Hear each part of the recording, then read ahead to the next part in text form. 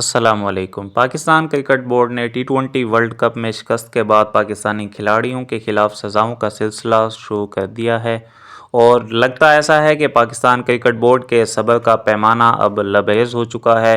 بہت سخت ایکشن لیے جا رہے ہیں۔ پاکستانی پلیئرز کے خلاف کیا سزائیں ہو رہی ہیں، کن پلیئرز کو سزائیں ہو رہی ہیں، کیا ایسا امپیکٹ پڑے گا اس سے، اس کی ڈیٹیلز آپ سے اس ویڈیو میں ڈسکس کریں گے۔ آپ دیکھ رہے ہیں رنچیز لائیو۔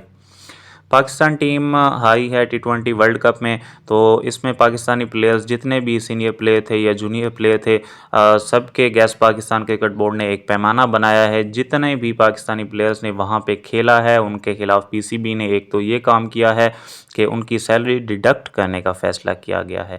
ہر پلیئر کو 5 ملین روپے جرمانہ کیا گیا ہے، یعنی جو ٹوٹل پیسے ان کو ملنے تھے، پلیئرز کو ملنے تھے، سینٹرل کنٹریکٹ کے پیسے جو ملنے تھے، ان کی میچ فیس جو ان کو ملنی تھی، اس میں سے ٹوٹل 5 ملین روپے یعنی 50 لاکھ روپے ہر پلیئرز کے پاکستانی کرکٹ بورڈ نے کاٹنے کا فیصلہ کیا ہے۔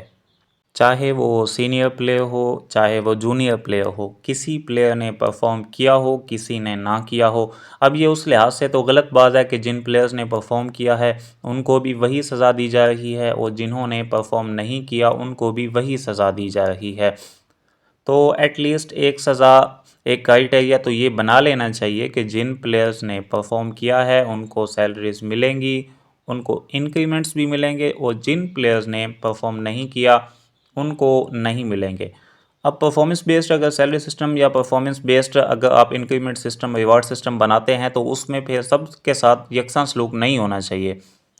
اب جو صاحبزادہ فرحان ہیں، ورلڈ کپ میں ٹاپ کر کے آئے ہیں، انہوں نے سب سے زیادہ رنز کیے ہیں پاکستان کے لیے، اور ٹی20 ورلڈ کپ کی ہسٹری کے وہ ٹاپ سکورر بنے ہیں کسی بھی ایونٹ میں۔ تو پاکستان کرکٹ بورڈ ان کے بھی 5 ملین روپے کاٹ رہا ہے، تو یہ کوئی سینس بنتی نہیں ہے۔ تو اس چیز کو آئی تھنک کہ ری تھنک کرنے کی ضرورت ہے، ری ایویلویٹ کرنے کی ضرورت ہے۔ اس پالیسی کو پنشمنٹ ضرور دیں اس پالیسی کے مطابق جنہوں نے پرفارم نہیں کیا، لیکن اس طریقے سے نہیں ہونا چاہیے کہ ایک ہی اسٹک کے ساتھ آپ سب کو ایک ہی لائن میں رکھیں۔ تھوڑا سا ڈیفرنس ہونا چاہیے پرفارمنس میں اور پرفارمرز میں اور نان پرفارمرز میں۔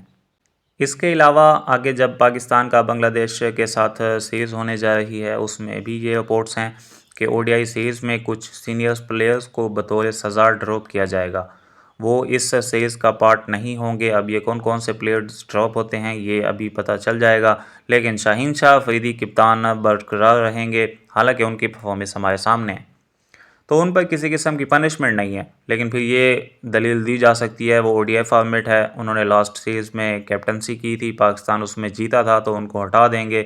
یہ بات لاجیکل بھی ہے، تو اس کی کوئی ریزن نہیں بنتی۔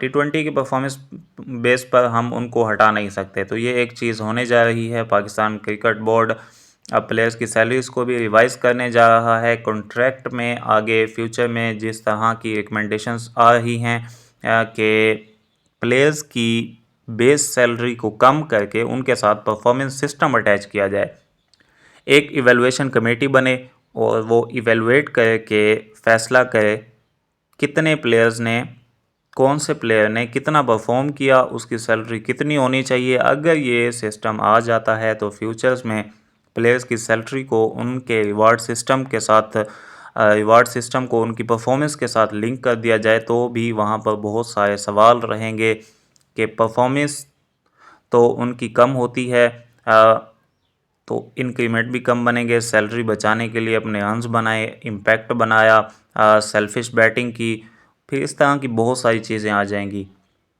تو یہ ایک جو ایوالونگ سسٹم ہے، لیکن بہرحال اس کا یہ جو پہلا سٹیپ ہے کہ سب پلیئرز کا 5 ملین سیلری کاٹ دینا، یہ میرے خیال میں زیادتی کی ہے پاکستان کرکٹ بورڈ نے۔